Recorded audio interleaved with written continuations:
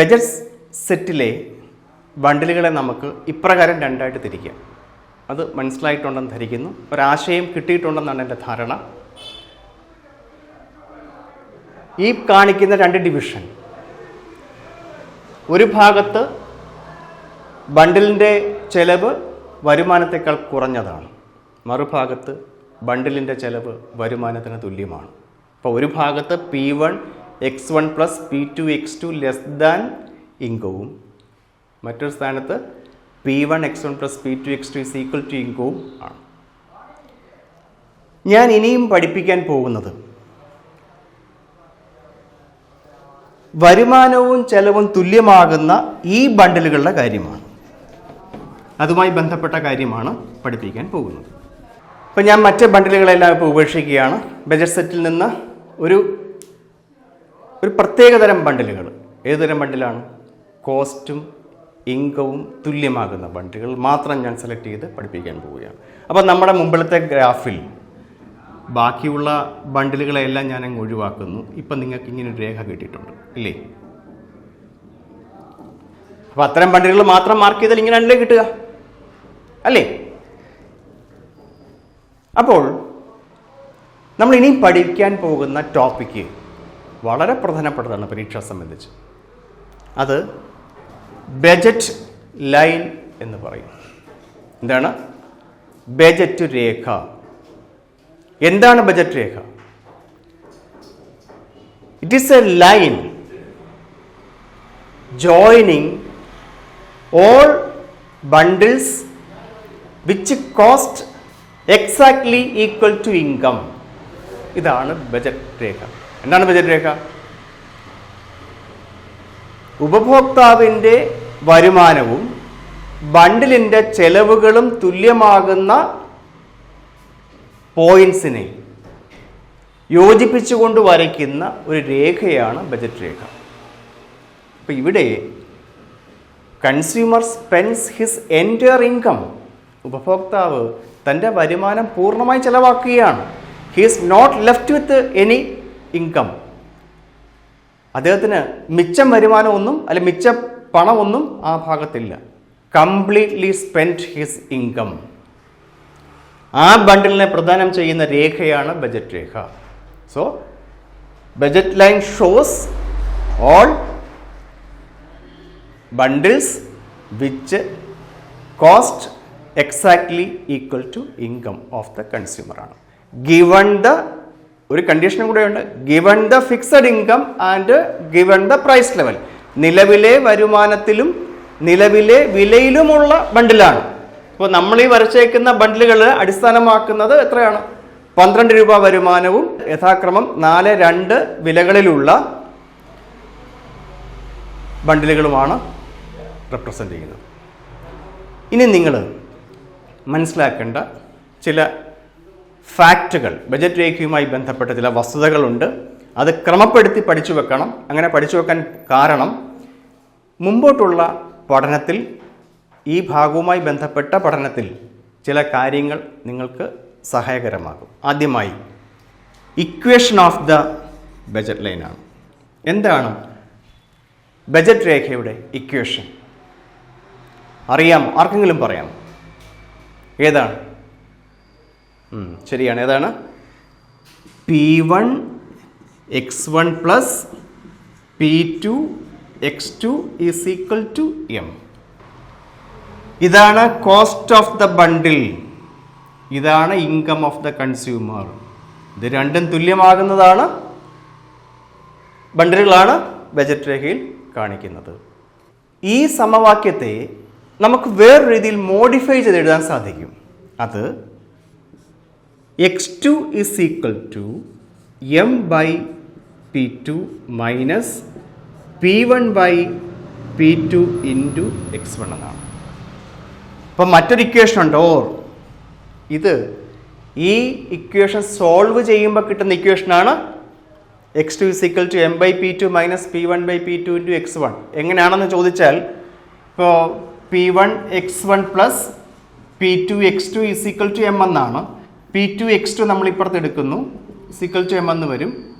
M minus, അപ്പോൾ P1x1 എന്ത് ചെയ്യണം? അപ്പുറത്ത് കൊണ്ട് മൈനസ് ചെയ്യണം. ഇത് x2 മാത്രം എടുത്താൽ M minus P1x1 by P2 എന്ന് വരും. റീഅറേഞ്ച് ചെയ്താൽ M by P2 minus P1 by P2 into x1 എന്ന് എഴുതാം. ഇതാണ് അതിൻ്റെ ഡെറിവേഷൻ. അപ്പോൾ ഇതൊന്നും പഠിക്കേണ്ട, ഇതൊന്നും പരീക്ഷയ്ക്ക് ചോദിക്കുകയൊന്നുമില്ല, ചോദിച്ച് കണ്ടിട്ടില്ല, അത് പഠിക്കേണ്ട ആവശ്യം വരത്തില്ല. അപ്പോൾ ഈ രണ്ട് ഇക്വേഷൻ മസ്റ്റായിട്ട് നിങ്ങൾ പഠിച്ചിരിക്കണം. ഞാൻ ഈ ഗ്രാഫ് നമ്മൾ യൂണിറ്റ് എടുത്തുകൊണ്ടാണ് വരച്ചിട്ടുള്ളത്.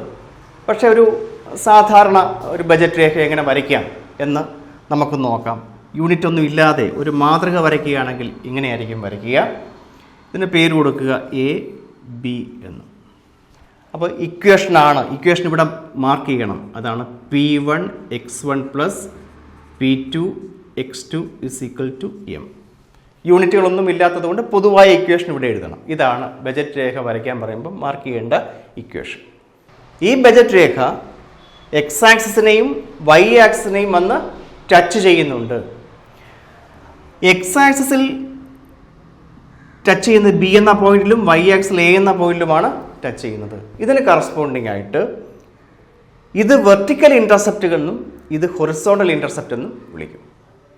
ഇപ്പം മറക്കരുത്, അടുത്തായിട്ട് പഠിക്കേണ്ട രണ്ട് കോൺസെപ്റ്റാണ് vertical intercept and horizontal intercept. Vertical ഇൻ്റർസെപ്റ്റിൻ്റെ ഇക്വേഷൻ M ബൈ P2 എന്നാണ്. M by P2. M എന്താണ്? Income.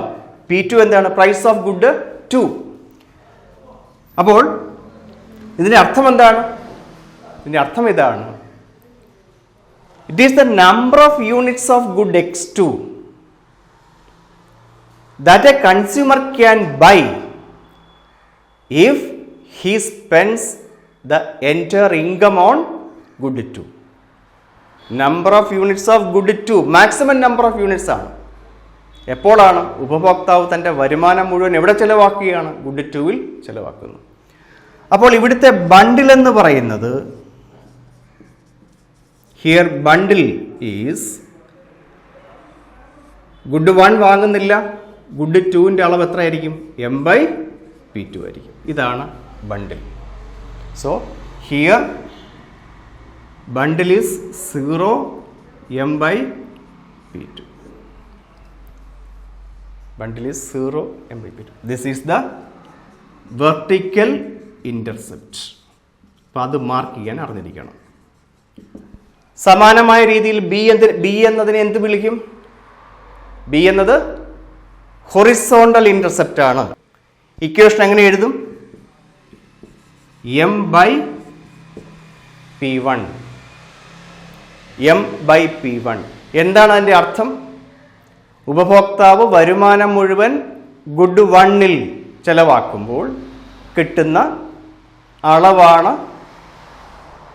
Horizontal intercept. This is the number of units of good 1 that a consumer can buy if he spends the entire income on good 1. അപ്പോൾ ഇവിടുത്തെ ബണ്ടിൽ എങ്ങനെ ആയിരിക്കും? Horizontal ഇൻ്റർസെപ്റ്റിലെ ബണ്ടിൽ എന്ന് പറയുന്നത് എക്സിൻ്റെ അളവ് M ബൈ P1 ആണ്. x1ൻ്റെ അളവ് x2ൻ്റെ അളവ് 0 ആയിരിക്കും. അപ്പോൾ ഇവിടെയുള്ള ബണ്ടിൽ M by P1 0. So this is the horizontal intercept. ഇനി നമുക്ക് തൊട്ട് മുമ്പ് പറഞ്ഞ എക്സാമ്പിൾ പ്രകാരമുള്ള ഈ വെർട്ടിക്കൽ ഇൻ്റർസെപ്റ്റും ഹൊറിസോണ്ടൽ ഇൻ്റർസെപ്റ്റും നോക്കൂ. എത്രയാണ് ഇവിടെ വെർട്ടിക്കൽ ഇൻ്റർസെപ്റ്റ്? 6 ആണ്. എങ്ങനെ കിട്ടി? M by P2. അതല്ലേ ഇവിടെ equation? M by P2. M by P2 എത്രയാ? നമ്മുടെ ഉദാഹരണത്തിൽ M 12 ആയിരുന്നു. P2 എത്രയാണ്? 2. ഇപ്പം എത്ര ആയിരിക്കും യൂണിറ്റ്? 6. ശരിയല്ലേ? 6 ആണ് വെർട്ടിക്കൽ ഇൻ്റർസെപ്റ്റ്. ബണ്ടിൽ നോക്കൂ. 0 M ബൈ P2 0 6 എന്ന് കിട്ടും. ഹൊറിസോണ്ടൽ ഇൻ്റർസെപ്റ്റ് ഗ്രാഫിൽ നോക്കൂ എവിടെയാണെന്ന്. B എന്ന ബിന്ദു 3 ഹൊറിസോണ്ടൽ ഇൻ്റർസെപ്റ്റ് കിട്ടുന്നത്. എങ്ങനെ കിട്ടി? M by P1 12 divide by 4 3. അപ്പോൾ ബണ്ടിൽ എങ്ങനെ എഴുതി? 3 0. ക്ലിയർ ആയല്ലോ? അപ്പോൾ ആ എക്സാമ്പിൾ പ്രകാരം നമ്മൾ പഠിച്ച പൊതുവായ കാര്യം ഇവിടെ എക്സ്പ്ലെയിൻ ചെയ്ത് കഴിഞ്ഞു. ഓക്കെ, എന്തൊക്കെയാണ് പഠിക്കേണ്ടത്? Equation of budget line, vertical intercept, horizontal intercept. അടുത്തതായിട്ട് പഠിച്ചു വെക്കേണ്ട term slope of the budget line ആണ്. ബഡ്ജറ്റ് രേഖ പരിശോധിക്കുമ്പോൾ ഇവിടെ ബനാനയുടെ അല്ലെങ്കിൽ ഗുഡ് വണ്ണിൻ്റെ അളവ് കൂടുന്തോറും മാംഗോയുടെ അളവ് എന്ത് ചെയ്യുകയാണ്? കുറഞ്ഞു വരികയാണ്. മനസ്സിലായോ പറഞ്ഞ്? നിങ്ങൾക്ക് ഇത് മനസ്സിലാക്കണമെങ്കിൽ ഈ ഷെഡ്യൂളിൽ എഴുതിയാൽ മനസ്സിലാകും. x1 അളവും x2 0, 6, 1, 4, 2, 2, 3, 0. അപ്പോൾ x1 അളവ് 0-ൽ നിന്ന് 1 കൂടുന്നു, x2 അളവ് 6-ൽ നിന്ന് 4 കുറയുന്നു. വീണ്ടും x1 അളവ് 1-ൽ നിന്ന് 2 കൂടുമ്പോൾ x2 അളവ് 4-ൽ നിന്ന് 2 ആകുന്നു. എന്ന് വെച്ചാൽ അർത്ഥം ബനാനയുടെ ഓരോ യൂണിറ്റ് കൂടുന്തോറും മാംഗോയുടെ നിശ്ചിത അളവ് ഉപേക്ഷിക്കേണ്ടി വരുന്നു. As the consumer consumes more and more units of banana or good one, he should reduce some amount of good two. He should forgo, give up some amount of good two. ഇവിടെ നോക്കുക, ഇവിടുത്തെ അളവ് 1, 4 ആണ്. Combination 1, 4. 1-ൽ നിന്ന് 2-ലേക്ക് പോകുമ്പോൾ അളവ് 2, 2. ഇതാണ് അളവ്. ക്ലിയർ ആയോ പറഞ്ഞത്? ഇവിടെ 1-ൽ നിന്ന് 2 യൂണിറ്റ് ആയിട്ട് ബനാനയുടെ അളവ് വർദ്ധിക്കുമ്പോൾ മാംഗോയുടെ അളവ് 4-ൽ നിന്ന് 2 ആയിട്ട് കുറയുകയാണ്. അതാണ് ഉപേക്ഷിക്കുക. രണ്ടാമത്തെ വസ്തുവിൻ്റെ അളവിലെ ചേഞ്ചിനെ നമ്മൾ ഡെൽറ്റ x2 എന്ന് പറയും. ചേഞ്ചിന് എക്കണോമിക്സിൽ ഉപയോഗിക്കുന്ന സിമ്പിളാണ് ഡെൽറ്റ, ചേഞ്ച് എന്നാണ് ഉദ്ദേശിക്കുന്നത്. അത് ഓർത്ത് വെച്ചോണം. ഇത് ഡെൽറ്റ x1 എന്ന് വെച്ചാൽ അർത്ഥം ഈ ഡിസ്റ്റൻസ്, അതായത് x1-ൻ്റെ അളവ് 1 യൂണിറ്റ് വർദ്ധിക്കുന്ന ഡെൽറ്റ x1 ആണ്. x2-ൻ്റെ അളവ് 2 യൂണിറ്റ് കുറയുന്നത് ഡെൽറ്റ x2 ആണ്. ഇതാണ് സ്ലോപ്പ് എന്ന് പറയുന്നത്. x1 കിട്ടുന്നതിന് വേണ്ടി x2-ൻ്റെ അളവ് ഉപേക്ഷിക്കുന്നു. ഇത് സ്ലോപ്പുമായി ബന്ധപ്പെട്ട ഒരു ആസ്പെക്റ്റ് പറഞ്ഞെന്ന് മാത്രമേ ഉള്ളൂ. ഞാൻ അതിൻ്റെ വിശദാംശത്തിലേക്കൊന്നും പോകുന്നില്ല. ഇനി ഇതിലേക്ക് വരാം. ഇവിടെ x1-ൻ്റെ 1 യൂണിറ്റ് കൂടിയപ്പോൾ x2-ൻ്റെ എത്ര അളവ് ഉപേക്ഷിച്ചു? 2 യൂണിറ്റ് ഉപേക്ഷിച്ചു. സോ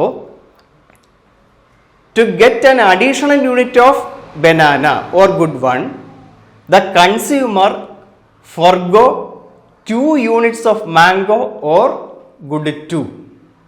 ക്ലിയർ ആയോ? അപ്പം 2 യൂണിറ്റ് ഉപേക്ഷിച്ചു. ഈ 2 എന്നുള്ളത് എങ്ങനെ കിട്ടും? ഇതൊന്ന് കണക്കൂട്ടി നോക്കിയാൽ നമ്മുടെ ഈ ഉദാഹരണത്തിൽ എത്രയായിരുന്നു ഉദാഹരണം? എക്സാമ്പിൾ എത്രയായിരുന്നു വാല്യൂ? ഈ P1 4, P2 എത്രയാണ്? 2. എത്ര വരും? 2.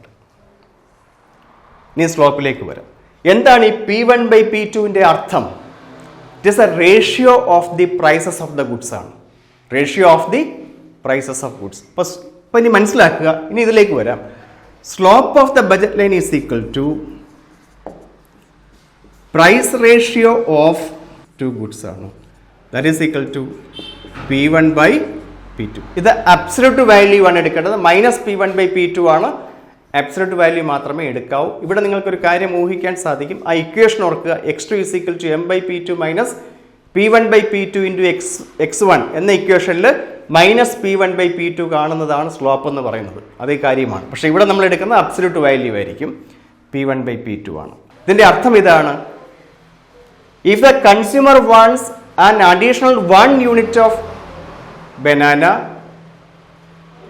he should reduce good 2 at the rate of P1/P2.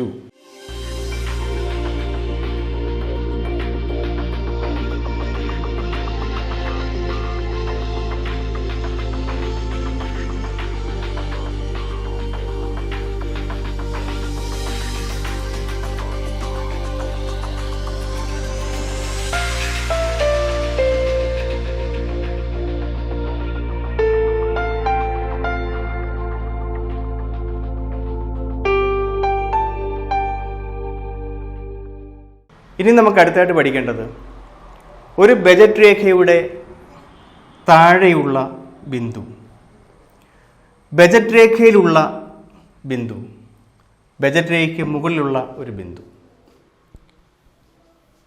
ഇതിൻ്റെ അർത്ഥം എന്താണെന്നാണ്. Points on or below or above the budget line, അതാണ് നമ്മളിനി പരിശോധിക്കാൻ പോകുന്നത്. ചിത്രത്തിലേക്ക് ഒന്ന് നോക്കൂ. നമുക്കറിയാവുന്ന കാര്യങ്ങളാണ്. ഞാൻ ആദ്യം ബജറ്റ് സെറ്റിൻ്റെ ഒരു ഗ്രാഫ് വരച്ചപ്പോൾ പറഞ്ഞു തന്നതാണ്. ഈ രേഖയ്ക്ക് താഴെയുള്ള ബിന്ദുക്കളെല്ലാം എന്തിനു തുല്യമാണ്? Cost of the bundle less than income എന്ന് പറഞ്ഞിട്ടുണ്ടല്ലോ. ആ ആശയം മനസ്സിലുണ്ടെങ്കിൽ ഇത് പെട്ടെന്ന് മനസ്സിലാകും. ബജറ്റ് രേഖയ്ക്ക് താഴെയുള്ള ഏത് ബിന്ദുക്കളും കാണിക്കുന്നത് P1x1 plus P2x2 less than M. അതായത് cost of the bundle is less than income ആയിരിക്കും ബജറ്റ് രേഖയ്ക്ക് താഴെയുള്ള ഏത് ബിന്ദുക്കളും കാണിക്കുന്നത്. കോസ്റ്റ് ലെസ് ദാൻ ഇൻകം ആയിരിക്കും. അത് ഇവിടെ ഈ ബജറ്റ് സെറ്റിൻ്റെ ഗ്രാഫ് നേരത്തെ വരപ്പിച്ചിട്ടുണ്ടല്ലോ, അന്ന് അത് ഒന്ന് എക്സാമിൻ ചെയ്താൽ മതി. കാരണം ഇതിന് താഴെ വരുന്ന ബണ്ടിലെല്ലാം എന്തിനെ കാണിക്കുന്നു പറഞ്ഞിട്ടുണ്ടായിരുന്നു. Cost of the bundle is less than income ആണ്. ബജറ്റ് രേഖയിൽ വരുന്ന ബിന്ദുക്കൾ എന്തിനായിരിക്കും കാണിക്കുക, അല്ലെങ്കിൽ ബണ്ടിലുകൾ എന്തിനായിരിക്കും കാണിക്കുക? അത് P1x1 plus P2x2 is equal to income ആണ്. അതായത് cost of the bundle is equal to income ആണ്. സംശയമൊന്നുമില്ല. പഠിച്ച കാര്യങ്ങളൊന്നും ആവർത്തിക്കുന്നത് മാത്രമേ ഉള്ളൂ. പരീക്ഷയ്ക്ക് ചോദിച്ചാൽ എളുപ്പവുമാണ്. ബജറ്റ് രേഖയ്ക്ക് മുകളിലുള്ള ബിന്ദു അല്ലെ ഒരു ബണ്ടിൽ കാണിക്കുന്നത് അതൊരിക്കലും ഉപഭോക്താവിന് എന്ത് ചെയ്യാൻ സാധിക്കില്ല, വാങ്ങാൻ സാധിക്കില്ല. കാരണം അതിൻ്റെ ചെലവ് ഇൻകത്തേക്കാൾ കൂടുതലാണ്. കോസ്റ്റ് ഗ്രേറ്റർ ദാൻ ഇൻകം ആണ്. ഇതാണ് points on the budget line, below the budget line and above the budget line. ഇപ്പോൾ ഇൻസൈഡ് ദ ബണ്ടിലാണെങ്കിൽ അവിടെ നിന്ന് ബജറ്റ് രേഖയിലേക്ക് പോയാൽ അദ്ദേഹത്തിന് കൂടുതൽ അളവ് കിട്ടും. ഇവിടെ 1-2 എന്ന ബണ്ടിൽ നിന്ന് എങ്ങോട്ട് പോകുന്നു? 2-2 എന്ന ബണ്ടിലേക്ക് പോകുമ്പോൾ X1ൻ്റെ അളവ് കൂടുന്നുണ്ട്. മൊത്തം വരുമാനം ചെലവാക്കപ്പെടുകയും ചെയ്യും. അപ്പോൾ ഇവിടെ മൊത്തം വരുമാനം ചെലവാക്കുന്നില്ല, ഇവിടെ മൊത്തം വരുമാനം ചെലവാക്കുന്നു. ഇതൊരിക്കലും അറ്റൈൻ ചെയ്യാൻ സാധിക്കില്ല. വരുമാനത്തെക്കാൾ കൂടിയ ചെലവിലുള്ള ബണ്ടിലാണ്.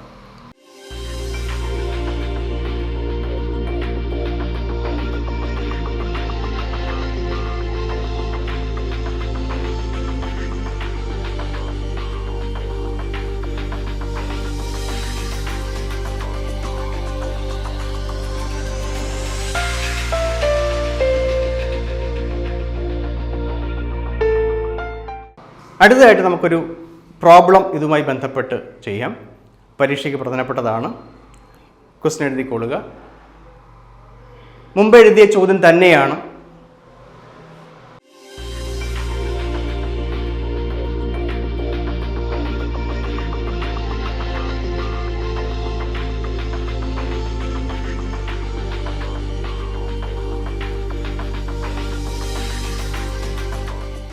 നമുക്ക് ഈ ചോദ്യം ഒന്ന് വർക്കൗട്ട് ചെയ്യാം. ആദ്യ ക്വസ്റ്റ്യൻ എന്താണ്? അപ്പോൾ ഇവിടെയും ഡേറ്റ തന്നിട്ടുണ്ട്. എം ഈസ് ഈക്വൽ ടു എത്രയാണ്? 12. P1 is equal to 4. P2 is equal to 2. അങ്ങനെയാണെങ്കിൽ ക്വസ്റ്റ്യൻ എ എന്താണ് ചോദിച്ചേക്കുന്നത്? Equation of budget line. BL എന്ന് വെച്ചാൽ ബജറ്റ് ലൈൻ എന്ന് വായിച്ചോണം. EQN ഇക്വേഷനാണ്. എന്തായിരുന്നു ഇക്വേഷൻ? പറയൂ. P1 x1 plus P2 x2 is equal to M. ഇതാണ് equation of budget line. Substitute ചെയ്യുക. എങ്ങനെയാണ്? P1 4x1 plus 2x2 is equal to 12. M എത്രയാണ്? 12. P1 4, P2 2. Substitute ചെയ്തു. ഇനിയും വേറൊരു ഇക്വേഷൻ ഉണ്ടല്ലോ, അത് വേണമെങ്കിൽ നമുക്കത് സോൾവ് ചെയ്ത് എഴുതിയിട്ട് തെറ്റൊന്നുമില്ല. ആ ഇക്വേഷൻ എന്തായിരുന്നു? M/P2 minus P1/P2 into x1 എന്നാണ്. അത് സോൾവ് ചെയ്തെടുക്കണം. അതെങ്ങനെയാണ് ചെയ്യുന്നത്? M 12/2 minus P1 4 divide by P2 2 into x1 6 minus 2x1 എന്ന് കിട്ടും. അപ്പോൾ ഇവിടെ ഇക്വേഷൻ ഇതാണ്. x2 is equal to m by P2 minus P1 by P2 into x1 ആണ്. സോൾവ് ചെയ്യുമ്പോൾ 6 മൈനസ് 2x1 എന്ന് കിട്ടും. എങ്ങനെയാണ്? സബ്സ്റ്റിറ്റ്യൂട്ട് ചെയ്യുക, ഡിവൈഡ് ചെയ്യുക. That's equal to 6 minus 2x1. ഇതും ബജറ്റ് രേഖയുടെ ഇക്വേഷനാണ്. അടുത്ത ചോദ്യം ക്വസ്റ്റ്യൻ ബി എന്താണ്? Find bundles on budget line ആണ്. അത് കണ്ടുപിടിക്കണമെങ്കിൽ നമ്മൾ ഈ ഇക്വേഷൻ മാത്രമേ അപ്ലൈ ചെയ്യാവൂ. അതുകൊണ്ടാണ് ഞാൻ ഈ ഇക്വേഷൻ ഇവിടെ വർക്കൗട്ട് ചെയ്തത്. 2 കോളം വരയ്ക്കുക. ആദ്യ കോളത്തിൽ x1 കൊടുക്കുന്നു, രണ്ടാം കോളത്തിൽ x2. ഇക്വേഷൻ ഇതാണ്. m by P2 minus P1 by P2 into x1 ആണ്. ദാറ്റ് ഈസ് ഈക്വൽ ടു നമ്മൾ സോൾവ് ചെയ്ത് വെച്ചിട്ടുണ്ട്. എത്രയാണ്? 6 മൈനസ് 2x1. ഇനി നമ്മളിത് വർക്കൗട്ട് ചെയ്യണം. x1 0 എന്ന് എടുക്കുക, ഇവിടെ സബ്സ്റ്റിറ്റ്യൂട്ട് ചെയ്യുക. 6 മൈനസ് 2x1 സബ്സ്റ്റിറ്റ്യൂട്ട് ചെയ്യണം. 6 മൈനസ് 2 ഇൻറ്റു 0 എന്ന് കൊടുക്കണം. x1 അളവ് ഇവിടെ എത്രയാണ്? 0 ആയതുകൊണ്ട് 6 minus 2 is equal to 6 minus 2 into 0. 6 minus 0 is equal to 6. അടുത്ത 1 കൊടുക്കുക. 6 minus 2 into 1 is equal to 4. 2 6 minus 2 into 2 is equal to, solve ചെയ്യുന്ന വിധം അറിയാമല്ലോ. 2 ഗുണം 2 4. 6 മൈനസ് 4 എന്നുള്ളത് 2. 3 6 minus 2 into 3 is equal to 0. കാരണം 2 ഇൻറ്റു 3 6 ആണ്. അപ്പോൾ 6 minus 6 is equal to 0. Budget രേഖയുള്ള ബണ്ടിലുകൾ ഇതാണ്. 0 6 1 4 2 2 3 0. അപ്പോൾ ഇത് നമ്മൾ നേരത്തെ കണ്ടുപിടിച്ച ബണ്ടിലുകൾ തന്നെയാണ്. അപ്പോൾ ആ എക്സാമ്പിൾ വെച്ച് ഞാനിത് പ്രൂവ് ചെയ്തെന്ന് മാത്രമേ ഉള്ളൂ. അടുത്ത ക്വസ്റ്റ്യൻ വെർട്ടിക്കൽ ഇൻ്റർസെപ്റ്റ് കണ്ടുപിടിക്കാനാണ്. വെർട്ടിക്കൽ ഇൻ്റർസെപ്റ്റിന് ഇക്വേഷൻ എന്താണ്? m by P2 that is equal to m 12 ആണ്, P2 2 6 എന്ന് കിട്ടും. നമ്മുടെ ഉദാഹരണത്തിലും 6 ആണ് കിട്ടിയത്. നേരത്തെ നമ്മൾ കണ്ടുപിടിച്ച് വെച്ചത് എത്രയാണ്? 6 തന്നെയാണ്.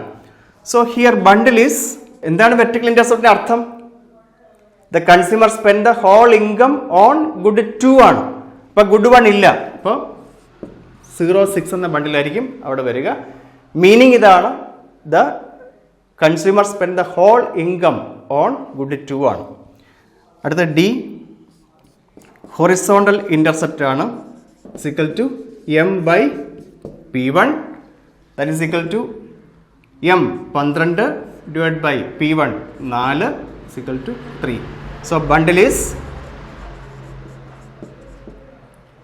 3 0 എന്ന് വരും. കാരണം the whole income is spent on good 1. അപ്പോൾ ഹൊറിസോണ്ടൽ ഇൻ്റർസെപ്റ്റിൻ്റെ മീനിങ് എന്ന് പറഞ്ഞത് it is the number of units of good 1 that a consumer can buy if he spends the entire income on good 1. അടുത്ത slope of the budget line ആണ്. Slope is equal to absolute value of P1 by P2 that is equal to 4 by 2 is equal to 2. ഇതിൻ്റെ അർത്ഥം the consumer should give up 2 units of good 2 for getting an additional 1 unit of good 1. അല്ലെങ്കിൽ the consumer should forgo 2 units of mango to get an additional 1 unit of banana. ഇതാണ് സ്ലോപ്പിൻ്റെ meaning. ഈ ബണ്ടിലിനെ അടിസ്ഥാനപ്പെടുത്തി ഒരു budget രേഖ വരയ്ക്കാൻ അത് നേരത്തെ നമ്മൾ വരച്ച് കാണിച്ചിട്ടുണ്ട്. അതുപോലെ അങ്ങ് വരച്ചാൽ മതി. ഇനി അഥവാ ഒരു എളുപ്പമാർഗ്ഗമുണ്ട്. വെർട്ടിക്കൽ ഇൻ്റർസെപ്റ്റും ഹൊറിസോണ്ടൽ ഇൻ്റർസെപ്റ്റും അറിയാമെന്നുണ്ടെങ്കിൽ നമുക്ക് ബജറ്റ് രേഖ അല്ലാതെയും വരയ്ക്കാം. ഇവിടെ ബനാന, മാംഗോ, ഹൊറിസോണ്ടൽ ഇൻ്റർസെപ്റ്റിൻ്റെ യൂണിറ്റ് എടുക്കുന്നു. ഇവിടെ ഇങ്ങനെ എടുക്കുക. ഇവിടെ 6 ഉണ്ടാകും. ഇവിടെ 3 ഉണ്ടെങ്കിൽ ഇത് ഇങ്ങനെ അങ്ങ് യോജിപ്പിക്കുക. ഇങ്ങനെ യോജിപ്പിച്ച് കഴിയുമ്പോൾ ബജറ്റ് രേഖയാകും. ബാക്കി ബണ്ടിലുകൾ ഇവിടെ മാർക്ക് ചെയ്താൽ മതി. ഇങ്ങനെയും വരയ്ക്കാം. പിന്നെ ഇവിടെ എഴുതണം ഇക്വേഷന്. ബജറ്റ് രേഖയുടെ ഇക്വേഷൻ ഇവിടെ എന്താണ്? 4x1 plus 2x2 is equal to 12 എന്നെഴുതും. ഇത്രയുമാണ് ബജറ്റ് രേഖയുമായി ബന്ധപ്പെട്ട് പഠിക്കേണ്ട കാര്യങ്ങൾ. പരീക്ഷയ്ക്ക് പ്രത്യേകിച്ച് എടുത്ത് പഠിക്കേണ്ട പ്രധാനപ്പെട്ട കാര്യങ്ങൾ ബജറ്റ് സെറ്റ് നിർമ്മിക്കുന്ന വിധം പഠിക്കണം, ബജറ്റ് കൺസ്ട്രെയിൻറ്റ് എന്താണെന്നും ഇക്വേഷനും അറിയണം, ബജറ്റ് രേഖയുമായി ബന്ധപ്പെട്ട് ഞാൻ പറഞ്ഞ കാര്യങ്ങളെല്ലാം ബജറ്റ് രേഖയുടെ ഇക്വേഷന്, horizontal intercept, vertical intercept, slope, budget രേഖ വരയ്ക്കാൻ, അത് ബജറ്റ് രേഖയിൽ ഡയഗ്രത്തിൽ ഈ കാര്യങ്ങളെല്ലാം വെർട്ടിക്കൽ ഇൻ്റർസെപ്റ്റ് പോലുള്ള കാര്യങ്ങൾ മാർക്ക് ചെയ്യാൻ എല്ലാം അറിഞ്ഞിരിക്കണം. അതുപോലെ ഫീച്ചേഴ്സ് ഓഫ് ബജറ്റ് ലൈൻ അതും കൂടെ പഠിച്ചിരിക്കുക. പ്രോബ്ലം വർക്കൗട്ട് ചെയ്യാനും പരീക്ഷയ്ക്ക് ചോദിക്കും, പ്രധാനപ്പെട്ടതാണ്. ഇത്രയും കാര്യങ്ങളാണ് ബജറ്റ് രേഖയുമായി ബന്ധപ്പെട്ട് നിങ്ങൾ പഠിക്കേണ്ടത്. കാര്യങ്ങളെല്ലാം മനസ്സിലാക്കാൻ കഴിഞ്ഞു എന്നാണ് വിശ്വസിക്കുന്നത്. എല്ലാവർക്കും നന്ദി.